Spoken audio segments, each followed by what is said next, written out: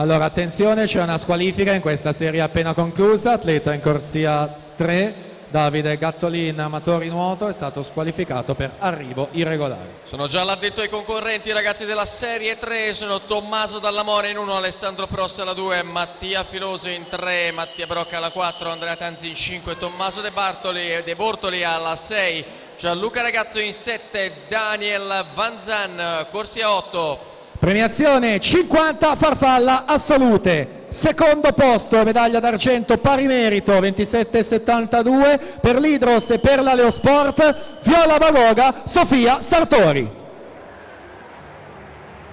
E primo posto, medaglia d'oro, vittoria Nuoto Club Azzurra 91, 26,78, Ilaria Bianchi.